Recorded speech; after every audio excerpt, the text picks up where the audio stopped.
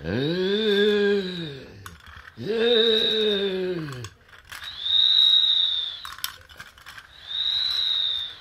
vois, je récitais le poème comme ça avec le micro, face à moi. Tu vois, voilà. Il y en a d'autres aussi. Enfin, il n'y a que ça. Ça, c'est pour les percussions.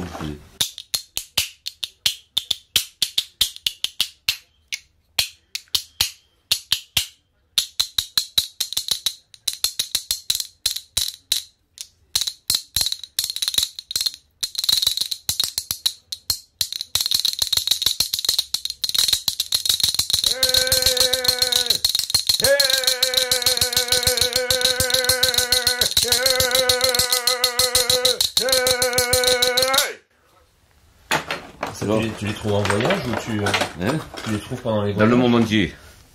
Voyage dans le monde entier.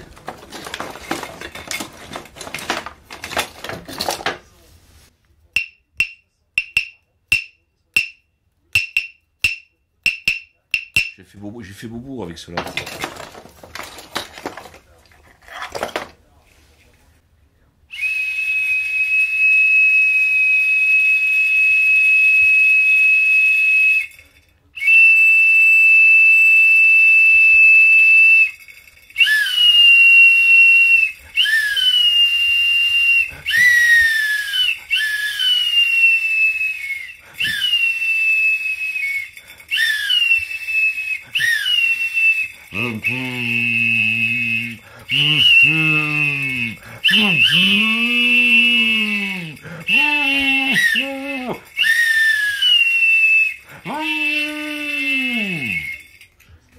Tu vois un peu, il y a longtemps que je n'ai pas fait tout ça. Parce qu'il y en a d'autres. Ah, celui-là. Celui-là, il me plaisait, celui-là.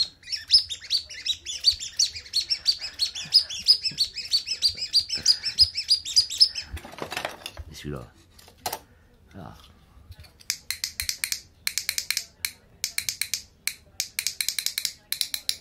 Ça, je faisais ça. C'est les enfants des bidonvilles de Mexico, avec qui je travaillais, la position nord, qui fabriquaient ces sifflets.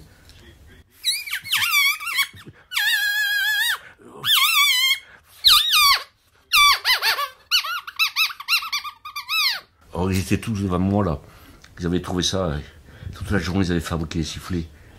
Et on disait des poèmes en espagnol.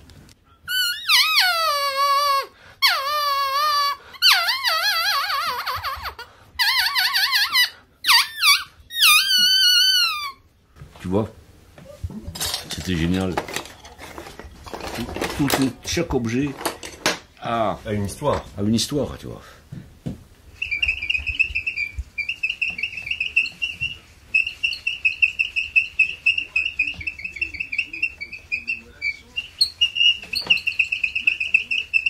Et alors là, je vais citer le poème.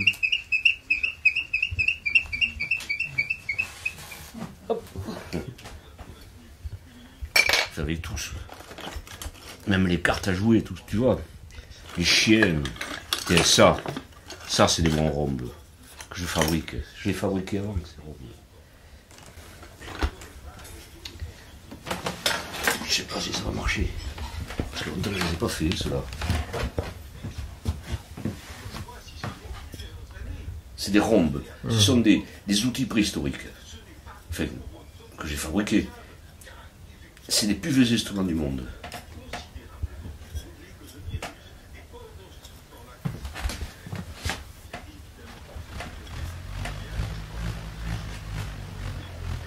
Donc je distribuais. Là. Enfin bon, il ne marche pas trop là. Il faut que je le fasse de l'autre côté, vers horizontalement. Et donc je distribuais ça. Il y en avait plein et tous les gens m'accompagnaient quand je faisais les hommages au vent. Alors c'était magnifique, tu vois. On faisait rentrer le vent à l'intérieur des maisons. Ils étaient tous là, les gens. J'en distribuais une douzaine, une vingtaine de fois. Tu vois.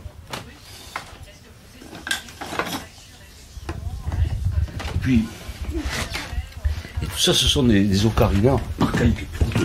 Ça vaut une fortune, ça. C'est une collection que je me suis fait pendant des années.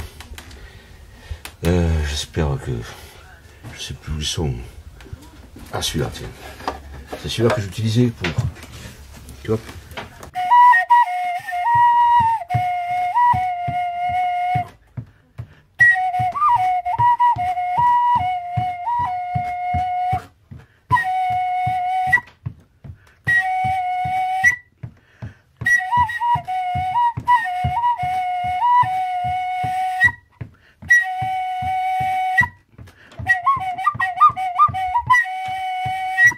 Tu vois? Après, ma grande spécialité, où est-ce qu'ils sont passés?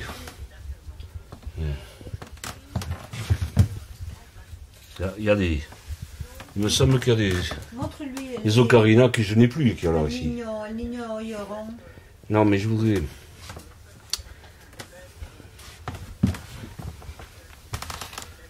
Et il y en a que je vois plus qu'il y a là. Laquelle tu cherches? Des grands, enfin bon.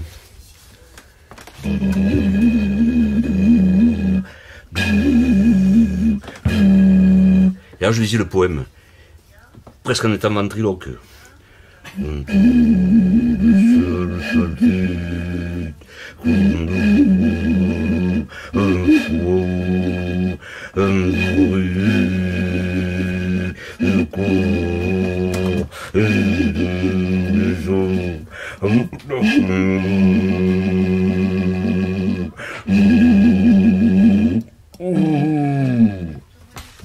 Tu vois? Mais chaque truc c'est un concert, hein. Tu vois?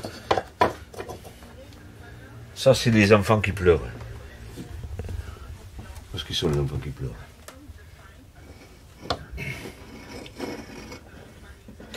Ça je faisais ça. Viens avec moi, à la cuisine il faut aller. Je faisais ça avec les gens. Les gens m'accompagnaient, c'est pas moi qui le faisais. C'est les gens qui m'accompagnaient. C'est des flûtes, des enfants qui pleurent. Regarde, tu vois. C'est l'eau. T'as vu l'eau, les larmes qui coulent. Attends, il y en a trop. Et c'est l'eau qui fait le bruit, qui siffle. Donc tu t'en parce que quand tu, c'est l'histoire d'Apollon et de comment il s'appelle l'autre, Dionysos. Ça.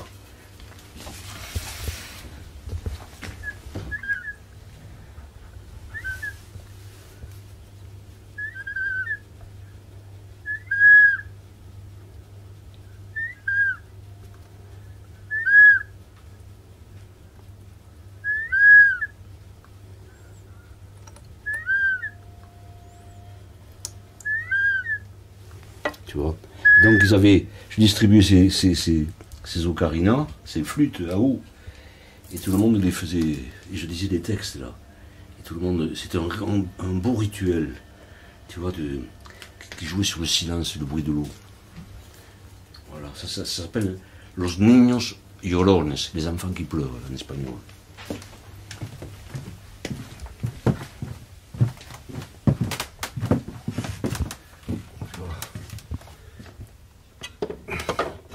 Et des fois, je vais dans les écoles. Encore l'an dernier, j'étais allé dans une école avec des enfants, des petits de la classe de ma... Enfin, etc. quoi, tu vois. Je veux dire, c'était infini, ces histoires-là. C'était infini. Et chaque ocarina, souvent je distribuais les ocarinas, et les gens m'accompagnaient. C'était le public qui vraiment faisait le rythme, le tempo. Voilà. En décembre, tu vois. C'est toutes des choses différentes. Là, il y a des couleurs, tu vois. Regarde. Tous ces livres. Enfin, t'en as plein, hein, je peux t'assurer. T'en as un paquet. Ils sont tous différents, en plus. Tu vois. Regarde. Donc ça, c'est un travail autour de la poésie visuelle que tu fais depuis quand? Depuis toujours? Toujours. Tu as lu, regarde, j'ai commencé moi avec ça. Attends, je vais y réfléchir. Parce que tout ça, c'est mes bouquins. Hein. Alors, avec plusieurs exemplaires, certes, mais... Attends, il faut que je te fasse voir.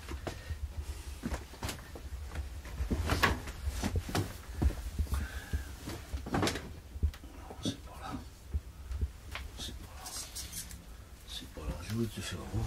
Ah, c'est là. L'agenda rouge. Tu l'as celui-là, l'agenda rouge? Non, je ne l'ai pas. Eh bien, l'agenda rouge, c'est comme ça que je commence, en 74. C'est l'agenda de la résistance chilienne. Quand j'étais en Amérique latine, et les gens du MIR, du mouvement de la gauche révolutionnaire, me donnent un agenda. Un agenda, tu sais comment ça fonctionne. Tu as les jours d'un côté, puis tu as des pages blanches pour écrire. Et là, c'est toute l'histoire du mouvement révolutionnaire. Tu vois, tu as le fidèle qui apprend à tirer au fusil, tu vois, etc. Et j'ai écrit sur chaque page à l'époque, c'était dans les années 75, j'ai détourné le travail, tu vois. J'ai détourné l'histoire, parce que j'étais contre l'histoire. Et je l'ai utilisé comme brouillon. Et Carmen Castillo, elle m'a dit, Serge, c'était donc il n'y a pas longtemps, il y a 10 ans, elle me dit, écoute, c'est un témoignage historique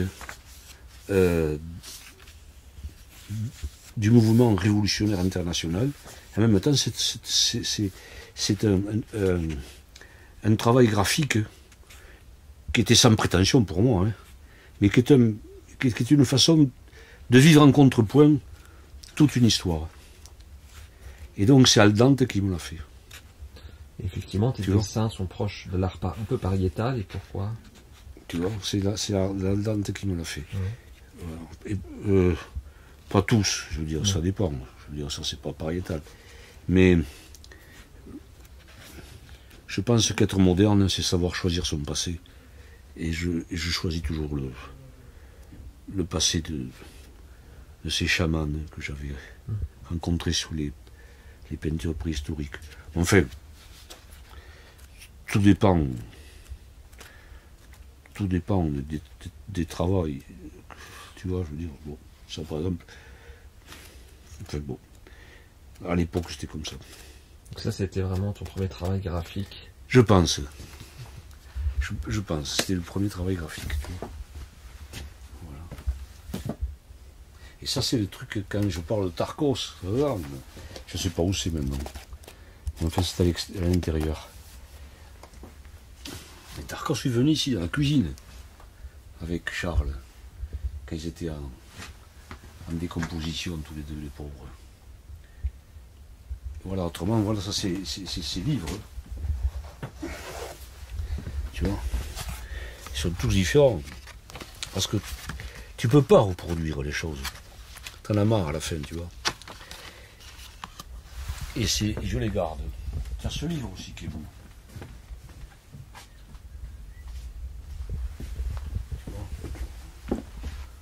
Celui-là, c'est joli, ce livre. Tu as fait beaucoup de livres d'artistes aussi. Alors, ce livre. C'est avec voix, c'est ça? Tu vois, avec les bâtons. Ouais. Tu en as. Et le bâton, pourquoi? Quelle est l'origine? Ah ben les bâtons, je t'en donne les bâtons. Traiter à l'usage des chemins et des bâtons. Tiens, voilà. Voilà, ça c'est le livre qui a réuni tous les poèmes des bâtons que j'ai fait. Je vais te le donner. Mais qui a été édité il y a, je sais pas, il y a 15 ans. Non, en 2008, dépôt légal, tu vois. Mais ce sont des vieux poèmes. Je vais te le donner, celui-là. Pourquoi sur les bâtons? Ouais. Mais parce que sur les bâtons, j'ai toujours pensé que la poésie est une marche de lettres. Et donc, j'ai utilisé le support du bâton, des noisetiers ou des piquets de tomates. D'abord, c'était des piquets de tomates. Parce que quand ils ont exécuté des Palestiniens à Beyrouth, à la sortie d'un camp, il les arrêtait avec des tomates à la main. Il leur demandait quel est le nom de la tomate. Et ceux qui avaient un accent, c'était les Palestiniens, qui disaient Bandoura et non Banadoura, ou l'envers, ils étaient exécutés. Et ça m'a renvoyé à la Bible, au passage des juges, où on faisait la même chose au bord du Jourdain, entre les tribus israéliennes, qui devaient prononcer le mot de chiboulette, ça veut dire le blé en herbe, et chiboulette en hébreu, en hébreu, soit tu le prononçais en le sifflant, cibolette ou chibolette, c'est la Bible qui raconte ça. Et j'ai pensé que c'était la même histoire. Et c'était des Arabes qui faisaient ça, d'autres Arabes, l'histoire de Bandoura, Banadoura. Et donc j'ai commencé à écraser mes tomates à cause d'eux. Et les tomates poussent avec des piquets de tomates, des tuteurs. Et c'est sur ces tuteurs de tomates que j'ai commencé à écrire mes poèmes. Mais avant j'en avais écrit, mais d'une manière beaucoup plus systématique sur des fagots. Voilà. Et en même temps, je pouvais faire des équilibres. J'ai fait beaucoup d'installations avec des bâtons, avec des grosses installations. Mais je ne sais pas s'il y en a ici en photo. Il faudrait que je te retrouve les photos. Tiens, voilà, ça c'est. Écrivez comme ça, tu vois. Voilà, t'as les. Donc tout le monde me demandait des bâtons.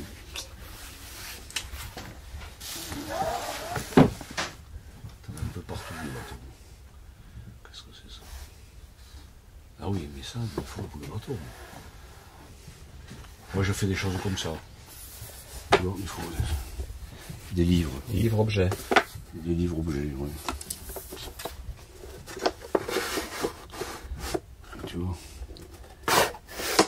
Ça me plaît. Faire ces choses. Très bien. Enfin bon, écoute, t'as plein de choses. T'en as plein, t'as des paquets. Donc, le côté visuel et le côté poésie-action, poésie-performance. Le côté visuel, j'ai jamais fait trop la différence entre, sur une feuille de papier, entre un brouillon. Je préfère le brouillon. En même temps, j'ai érigé le brouillon comme perfection absolue de la marge, tu vois. Ça me plaît. Ça me comble, le brouillon. La performance, c'est une façon d'écrire. Je n'appelle ça pas performance, j'appelle ça rituel d'ailleurs, poésie d'action, où c'est un système d'écriture que je réalise par terre, notamment avec les plaques de verre et les tomates que j'écrase. Et je fais une installation, donc les gens viennent voir une installation qui est une écriture, ils peuvent lire les poèmes qui sont par terre, et après donc je vais les interpréter oralement, donc je passe à l'étape orale, y compris des étapes appartenant à des phénomènes proches de la transe, et ensuite je détruis dans un troisième mouvement ce que j'ai fait, à coups de marteau, en écrasant les tomates, et tout ça, ça fait un poème. C'est-à-dire que je ne fais pas de différence entre une installation, ce sont des installations d'écriture, avec des bâtons aussi, qui fonctionnent pour moi comme des pièges à l'infini. C'est-à-dire, lorsque je prends mes bâtons, j'ai commencé à faire mes bâtons dans les années 70, d'une manière systématique. Enfin, systématique, c'est un mauvais terme, mais avec conscience de faire des bâtons, voilà. Et je pouvais je les utilisais pour lire les poèmes. C'est-à-dire, comme je lisais mes poèmes en tapant du pied par terre, j'avais le bâton à la main, et je pouvais faire une sorte de danse, tu vois, avec le bâton à la main, et je lisais le poème. Et en même temps, je faisais monter le bâton, et c'était très scénique, dans le fond. Et c'est pour ça que j'ai écrit les poèmes, les traités à l'usage des chemins et des bâtons. Ces bâtons, c'était comme ça. Je sais pas. C'était comme ça. Tout bâton est une majuscule qui recommence la terre. Un bâton est un arbre. Un bâton n'a pas d'arbre. Un bâton est une route enroulée dans l'ombre de celui qui danse tout bâton. est un soulier qui n'a jamais connu son pied. Un bâton est en haut, un bâton est en bas. Tout bâton est un chemin qui se retourne pour marcher sur la terre. Tout bâton est un serpent debout sur la terre. Tout bâton écrit dans l'air les noms de toute la terre. Un bâton se ferme le long de lui-même. Tout bâton se mesure à un autre bâton, etc. C'est ce type de poème que je lisais, et notamment en écrasant des tomates. Et qu'est-ce qui t'a influencé ou qu'est-ce qui t'a amené à ça? Est-ce que tu as eu des rencontres ou des personnages qui t'ont... Tu t'es dit, voilà, je veux que mon poème soit dans l'oralité, et il y a le côté chaman que tu m'as dit, donc oui, mais tes voyages. C'est... Comment te dire? Moi, excuse-moi. Tu vois, regarde. J'ai trouvé ça hier. Un vieux truc, un hommage à Fillou. Anniversaire, regarde. Ah, Robert Fillou. Robert Fillou. J'avais fait ça, je ne sais plus en quelle année. Anniversaire de l'art. L'anniversaire de l'art. Je me suis marqué la date. C'est Fillou. Parce que je retrouve tout. 2003. Regarde, Fillou. Et les bâtons, j'ai fait... c'est une vieille histoire. C'est une vieille histoire parce que j'ai toujours... Je suis occitan, hein. Et donc on a toujours partagé la poésie ici, dans la mémoire d'une oralité, avec la voix haute, avec le chant, et puis aussi avec un contact avec le peuple.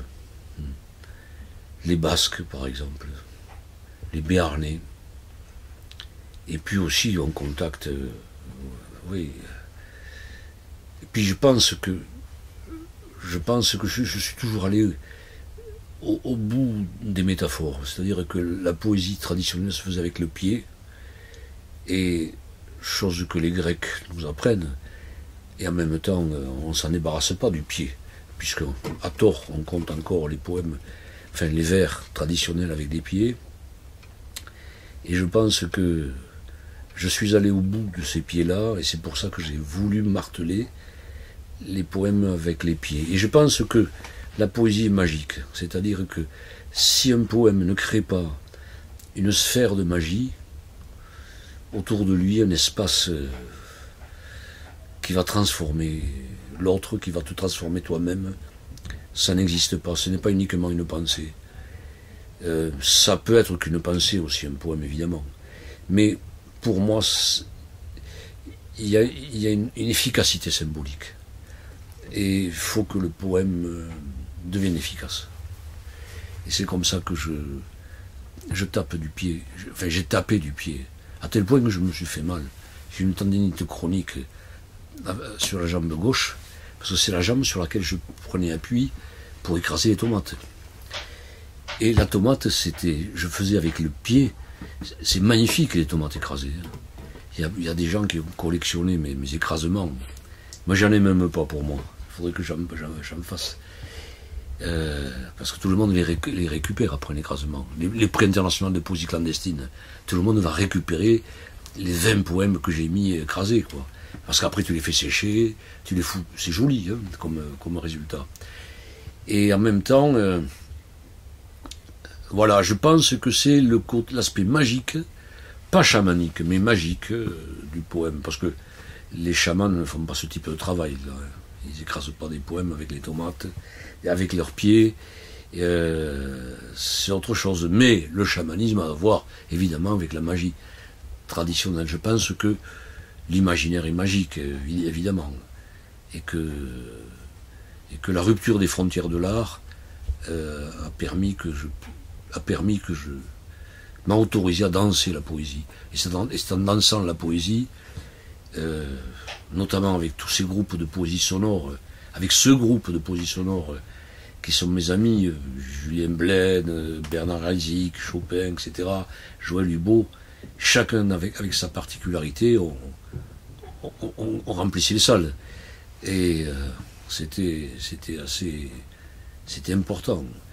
Mais en ce qui me concerne, Oui, c'est pour ça que je rends un hommage à la préhistoire, souvent. À la préhistoire. Alors la poésie traditionnelle, elle fonctionne pas comme ça, la poésie archaïque, la poésie première. Hein.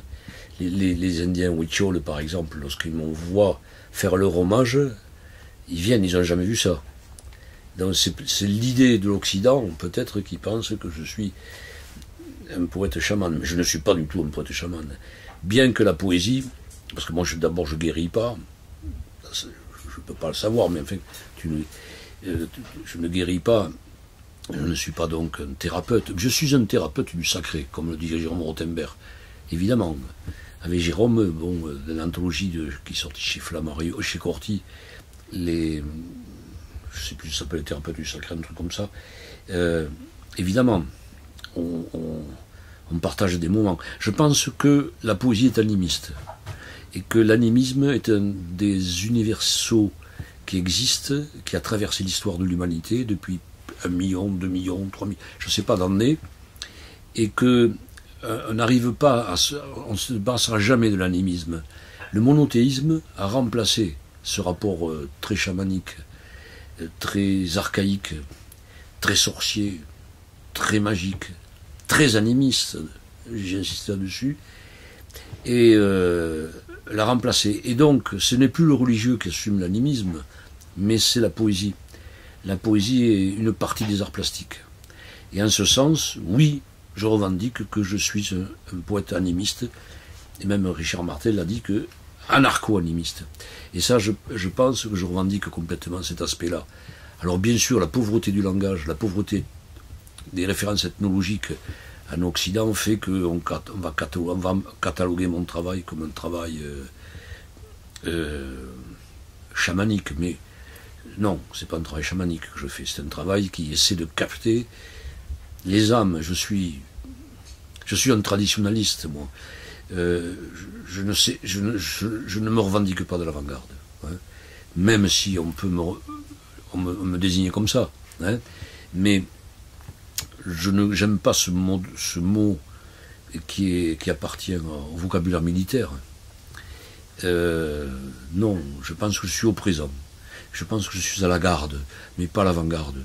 Je pense qu'il y a quelque chose qui me dépasse, qui a fait que je puisse un jour me retrouver fraternel avec Héraclite, avec l'Hippo, avec Nessawat-Coyote, avec un troubadour d'ici, Pays de Garros, avec un poète inconnu. Je pense que c'est ça. Il y a tout un fil qui va qu'on tend et qui va... Voilà, il y a une sorte de rhizome qui traverse d'une manière atemporelle le vivant et la question de l'être. C'est pour ça que je suis très proche, j'étudie, je travaille beaucoup aujourd'hui sur les poésies, sur les poésies qui versent dans l'initiatique, hein, c'est-à-dire l'égyptien par exemple. Alors c'est très difficile à faire comprendre à la poésie contemporaine, mais je pense que moi je n'écris ni pour moi, ni pour le présent. Je pense que je suis traversé. Et donc, voilà, pour ça que je veux dire des poèmes en Afrique, etc. Et les Africains, ils m'ont appelé le griot blanc quand j'étais en Guinée. Mais parce qu'eux aussi se reconnaissent sur les pulsions. Mais évidemment. Mais chaman, c'est un autre type de travail. Le chamanisme, je ne suis pas un poète chaman. Mais animiste, oui. Comme les vrais poètes qui se respectent, ou les vrais artistes. Ça, cette influence est due notamment à tes voyages en Amérique du Sud? Non, l'animisme, je l'ai toujours trouvé. C'est la prière qui m'a donné... quand j'étais enfant, je priais beaucoup. Et puis après, je me suis mis à prier les arbres, à prier les choses qu'on ne voyait pas. Je pense que la poésie, pour moi, je l'explique dedans, est une prière, une façon de casser l'espace pour faire du temps. Et je suis dans une mystique. Voilà. Je suis un être mystique. Pour ça, je suis proche de Sainte Thérèse d'Avila, de Saint-Jean de la Croix, d'Angélus Sidicius, de la théologie négative. Je ne fais pas de. Je pense que la poésie est une expérience comme salut sacré. Voilà. Chose qui m'éloigne, évidemment, chose qui me rapproche de gens comme Monod, ou qui m'éloigne complètement d'une poésie du langage, c'est-à-dire l'écriture de l'écriture, mais que je respecte, que j'apprécie dans ses formes. Par exemple, je pense qu'un poète aujourd'hui, enfin un poète est un autiste. Je pense que tu vois des choses, quand je vois un mot, je ne vois pas uniquement le mot des autres. Moi, Je photographie le mot, j'en fais des anagrammes, comme dans le livre que j'ai écrit sur Notre-Dame de Paris, l'hommage que je fais à Victor Hugo. Je fais un hommage à Victor Hugo. En 750 pages, je dis vive le Hugo de 26 ans. Comme Jean-Jacques Lebel d'ailleurs. C'est Jean-Jacques Lebel qu'on ne peut pas faire plus d'avant-garde que Jean-Jacques avec le happening, etc. Mais on partage Hugo, tous les deux, notamment les boîtes à chaussures avec les pierres que Hugo a signées, etc. etc. Je pense que j'aime tellement la tradition que j'en invente une tous les jours. Je suis un poète de la tradition et ma modernité c'est celle-là. Inventer une tradition tous les jours, tous les jours, tous les jours. Un poème n'est qu'un rituel magique qui va capturer l'infini. C'est mon travail. C'est pour ça que je travaille beaucoup sur les images en poésie, parce que elles vont capturer l'inconscient et établir des relations avec l'inconscient des autres. En ce sens, évidemment, moi je respecte beaucoup le surréalisme, qui a vu des choses latino-américains, et ils ont vu des choses importantes, notamment le dernier surréalisme. Le dernier surréalisme avec tous les textes et l'alchimie, voilà. Je travaille beaucoup l'alchimie. Mais vraiment, hein, je veux dire, c'est pas... Je travaille avec le langage, l'alchimie. Cancelier, Fulcanelli, c'est mon livre sur Notre-Dame de Paris, où je laisse un témoignage. Je pense d'ailleurs que le 19e siècle a été formidable pour cela. Je suis un poète du 19e. Je pense que même si j'étais ami avec, je pense que on ne peut pas la dater de toute façon, la poésie. Elle est un peu atemporelle. Et que les courants, il faut faire très attention. La poésie. Blaine aussi est un peu transversal. C'est difficile de le situer. Giroud, n'en parlons pas. Giroud, tu sais plus où il est, Giroud. Mais on est tous se ressembler, tu vois. Tu te rends compte quand Chopin crée la poésie sonore dans l'Armée rouge, avec la réchauffée par moins 40, la tête réchauffée par 2 rats. Je veux dire, c'est ça la poésie. Parce que le langage doux, c'est une expérience. C'est pas uniquement une expérience avec les mots. Bien que je pense que tout est langue, que tout soit langage. Le logos. Je pense que nous sommes dans le logos de manière permanente. Donc tout est logos. Voilà.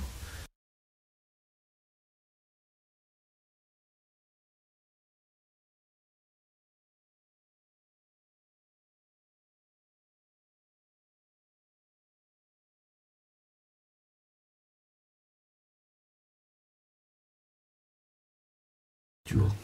Ton travail avec Chiara a commencé il y a une quinzaine d'années. Comment ça a modifié, je dirais, ton approche ou la complété Parce que c'est assez rare, effectivement. D'abord, c'est une histoire d'amour. Bien sûr. Et donc, dans cette histoire d'amour, j'ai intégré Chiara. Et donc, elle m'a accompagné dans les actions que j'ai fait, que j'ai déclinées. Quand je faisais le poulet rôti, tout ça, mon action que m'avait demandé la Ligue des droits de l'homme de Tunisie contre la torture électrique, c'est là que ça se passe. Et quand je continue à faire cette action, j'étais avec Chiara, donc Chiara, elle m'aidait à tendre les câbles électriques, etc., etc. Puis quand les écrasements de tomates, je les ai fait beaucoup plus esthétiques, c'est-à-dire que Chiara se mettait en face de moi. Ce sont des choses élémentaires. Et elle cassait les vitres, elle écrasait pas les tomates, mais elle cassait les vitres au départ. Voilà. Et ensuite, Chiara, elle a fait des actions toute seule. mais qui sont dans ma perspective de travail, c'est-à-dire des rituels. Des rituels, comme le font, on l'ont fait tous mes étudiants, mais elle avait la particularité d'être une grande créatrice, donc d'inventer ses propres rituels, qui étaient formidables. Où je ne participe pas, sauf en conseillant par moments les tensions qui pouvaient exister dans le rituel. Voilà. Autrement, pour les poussiéraillottes, nous avons des dispositifs que j'ai mis au point, notamment avec les adhésifs, des grands happenings, notamment celui que j'ai fait pour Gramsci en Italie,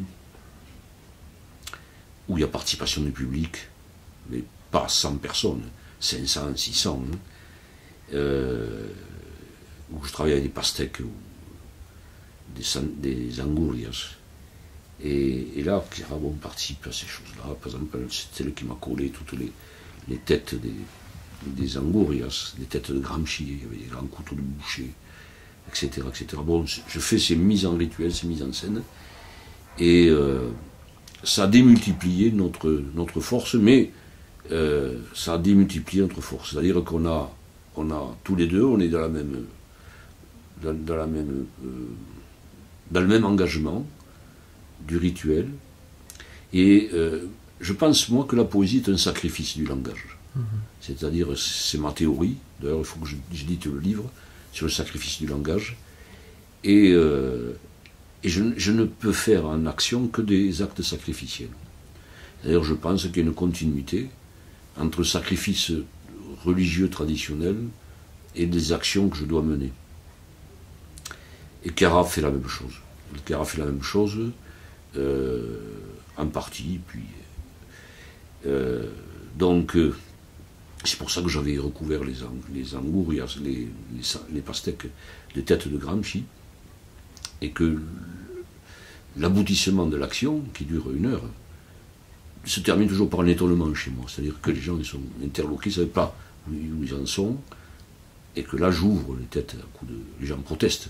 Pourquoi j'enfonce des couteaux de boucher dans des têtes de Gramsci? Mais ceux qui ne savent pas ce que ce sont des pastèques, et donc qu'après je distribue des cuillères pour que les gens viennent manger la cervelle de Gramsci, en disant les poèmes. C'est-à-dire que je crée une situation, parce que je suis reichien aussi. Je suis un situationniste, mais reichien, c'est-à-dire que mon travail en action, c'est dynamiter la cuirasse caractérielle des gens. Faire exploser la cuirasse caractérielle. Je l'ai écrit tout ça. Et donc Chiara, là-dedans, elle est cinéaste, Chiara, et tout le monde pense que c'est une danseuse. Elle aurait pu être danseuse, mais elle n'a jamais appris à danser. Et donc elle apporte vraiment aux choses que je fais. Il y a longtemps que je n'ai pas fait de trucs là, quand même moi. Si tu veux, une présence très forte. Si on a fait des choses à Nice l'an dernier, mais dans des endroits piégés, c'est-à-dire on te demande un récital en public, tu sais jamais comment tu vas commencer, tu sais jamais comment tu vas terminer, et donc il faut se mettre au diapason, on est dans l'improvisation, c'est très délicat, c'est très délicat. Des fois c'est difficile. Voilà, donc il y a un partage. Alors je pourrais te faire toute là. Je pourrais te... Voilà, un partage où je fais souvent des récitals seul, parce que tu peux pas partager, tu peux pas... Mais lorsque je fais un travail avec Beñat Acciari sur la trance, je travaille seul. Je peux pas, je suis obligé d'être dans une sécurité, parce que à deux tu donnes des insécurités. C'est-à-dire qu'il faut que tu prévois, même si c'est très organisé, c'est un peu comme dans le jazz, tu vois. Tu es obligé d'avoir des partitions dans lesquelles après tu vas t'échapper. Hein, mais tu ne peux pas te permettre, tu es obligé d'avoir une sécurité de ta présence. Tu peux pas. Voilà, c'est comme ça. Et en même temps, tu ne vas pas vouloir faire plaisir au public. Tu le divises. Tu le divises, ce public. Donc, voilà, c'est ça que j'ai pu faire. Et puis, alors, bien sûr,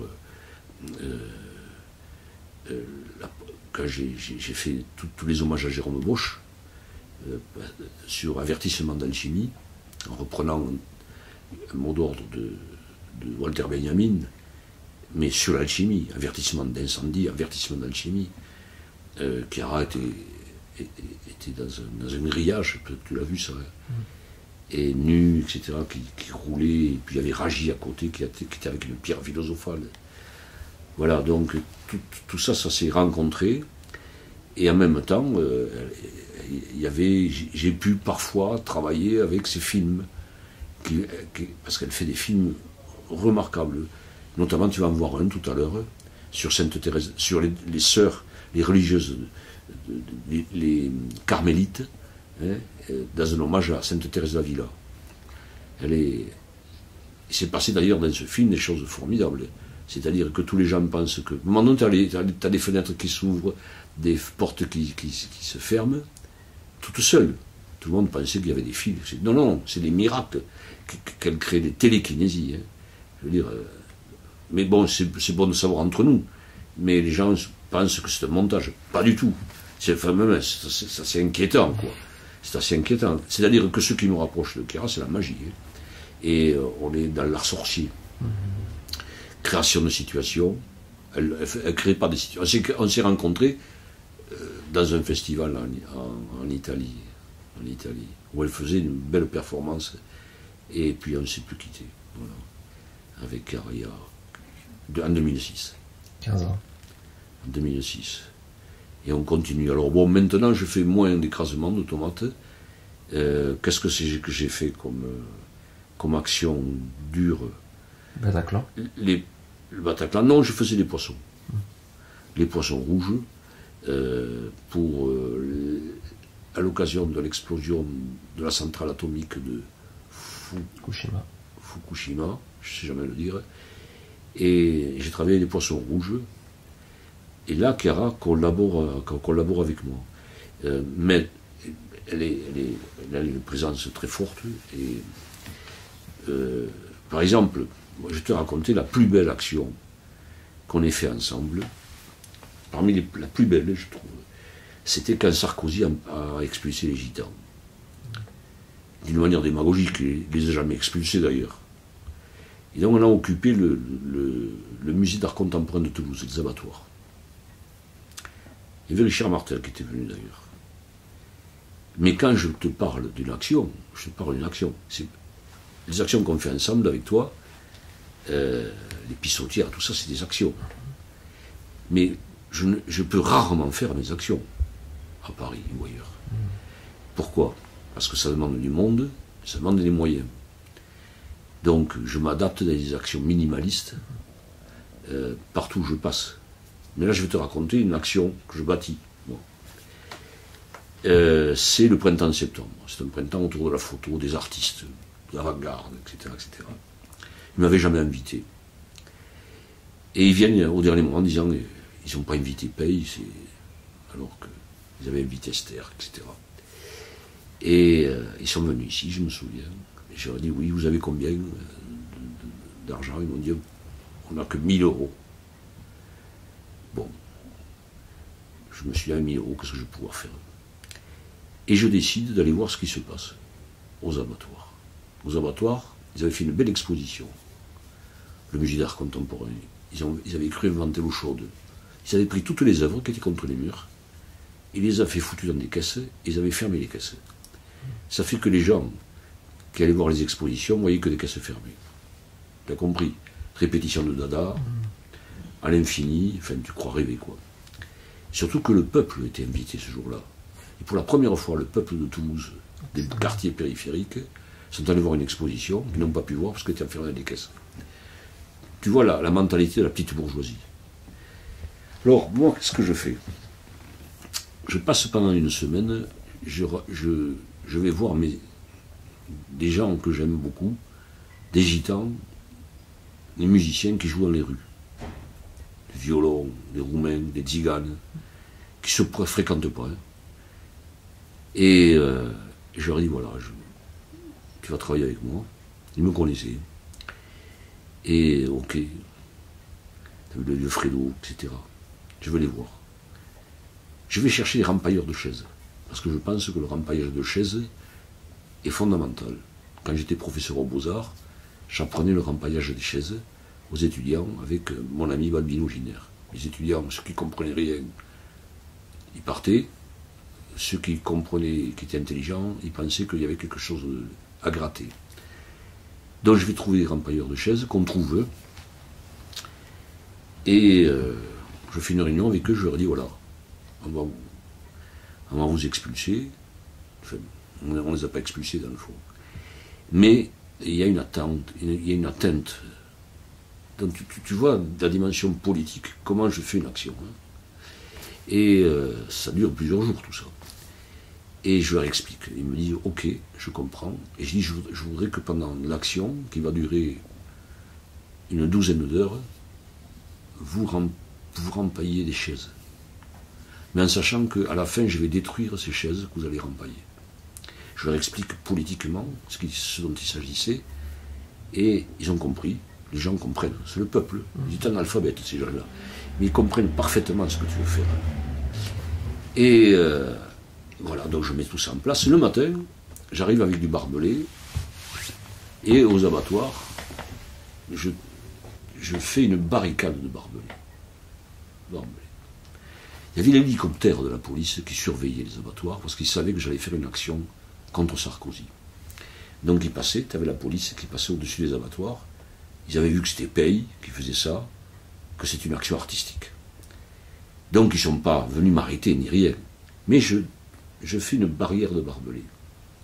Et si sur ces barbelés, qu'il devait faire une barrière qui devait faire 1,60 m de haut, environ, oui, je cloue dans les barbelés des têtes de gitans que j'ai photocopie sur Internet, des femmes.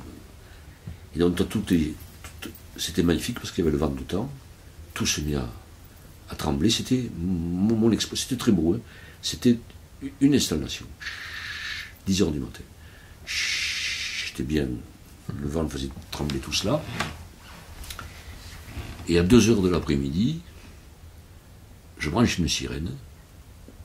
Les gens savaient que j'allais faire ça. Donc il y a des gens qui étaient déjà qui arrivaient.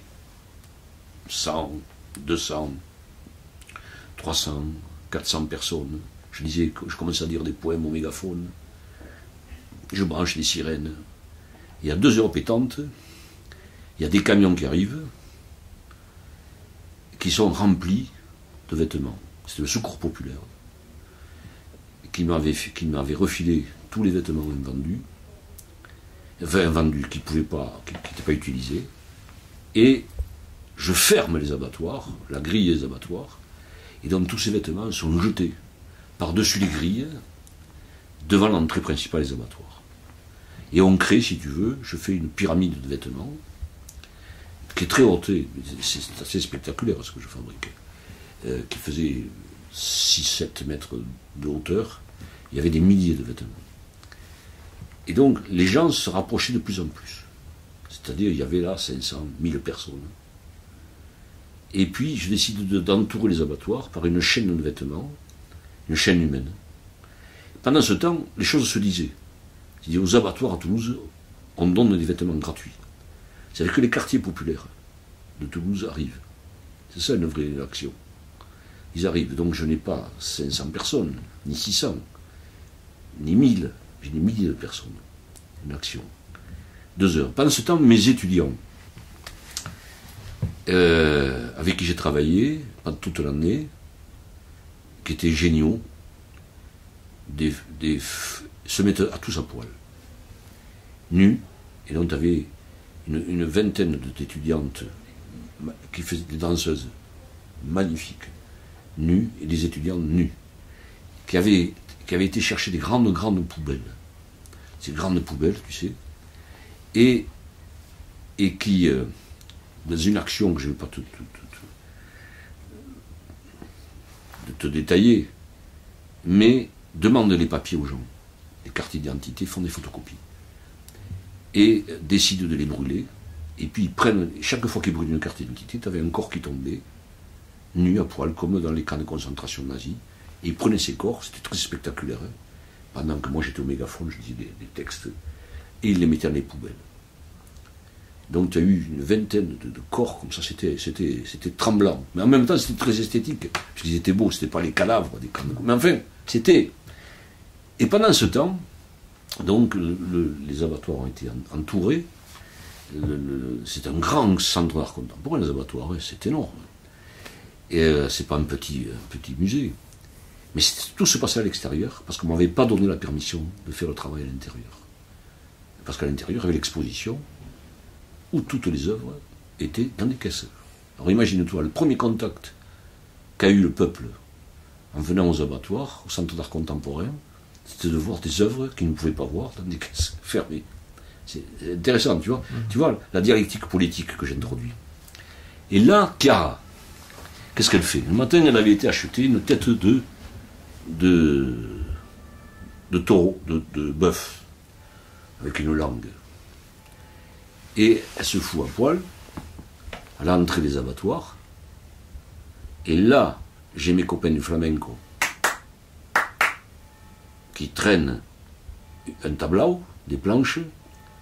Il y a mon copain Zigane qui était avec son violon. Ils ne se connaissaient pas tous. Ils se rencontrent, ils vont jouer ensemble pour la première fois.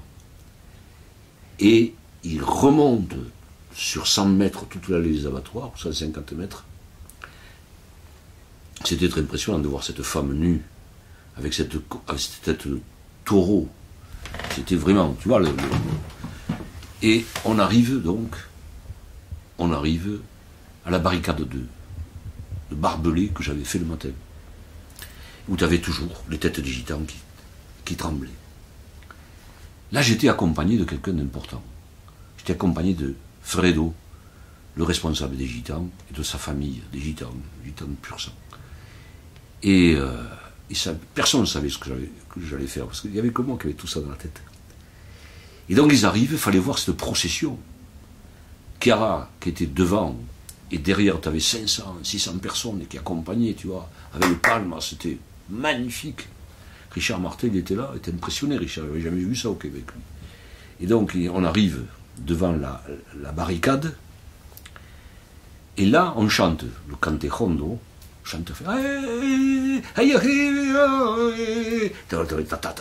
c'était magnifique.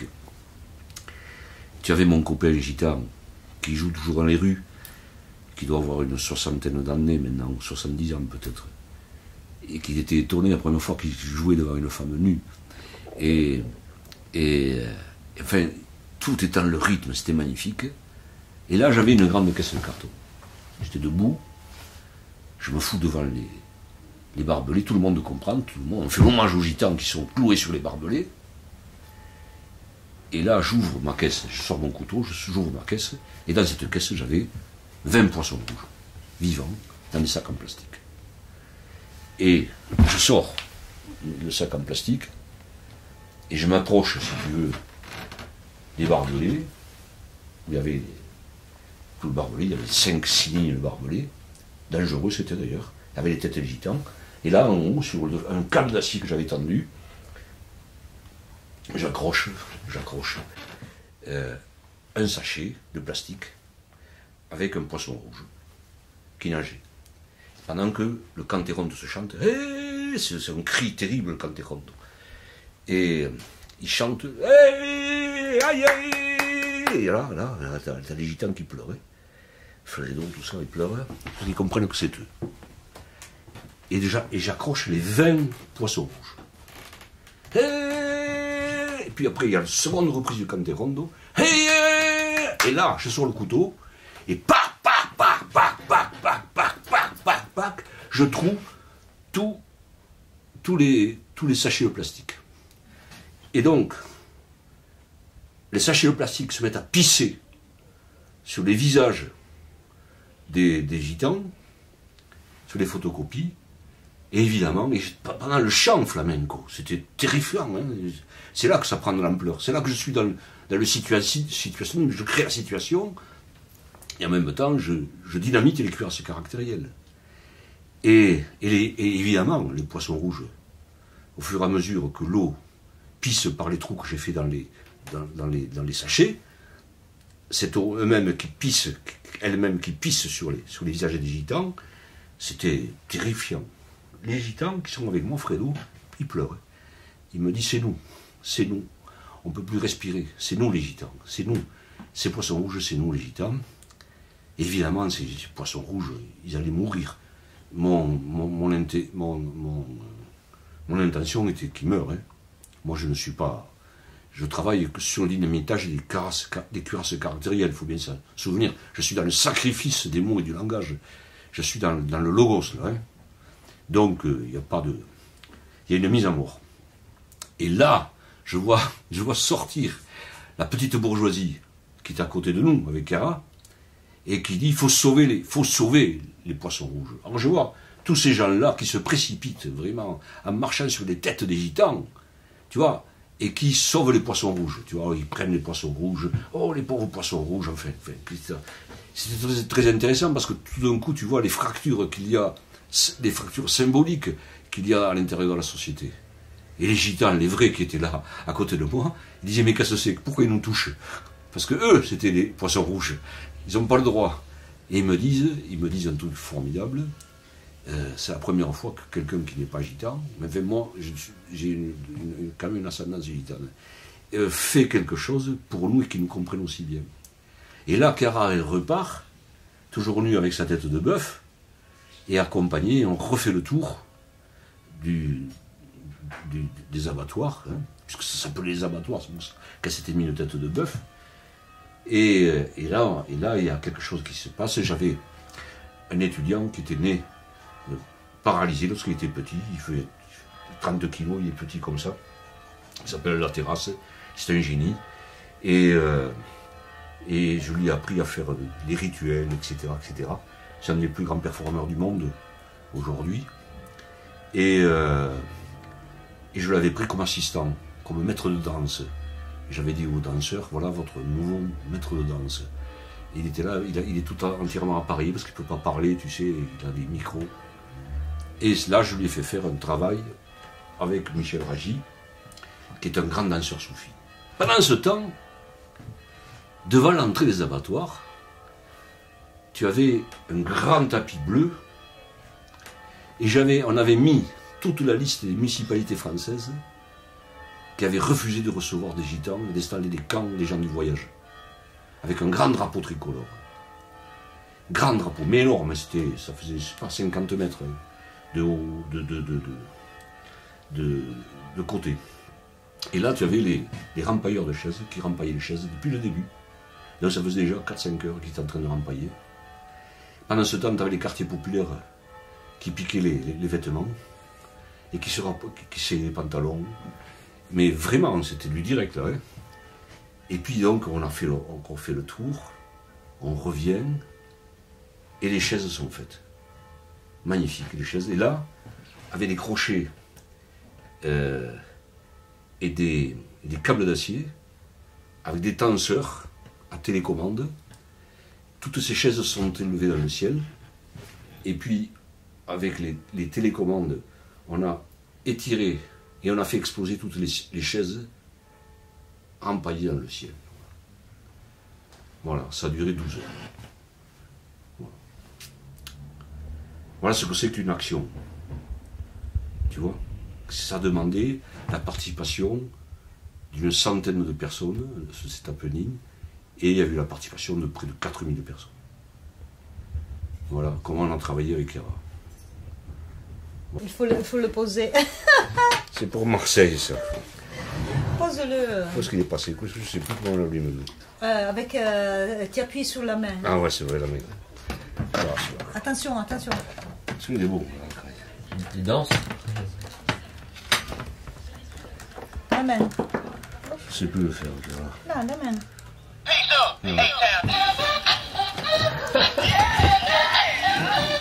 Alors tu vois, tu dis le poème comme ça. Tu vois? Hey! Hey!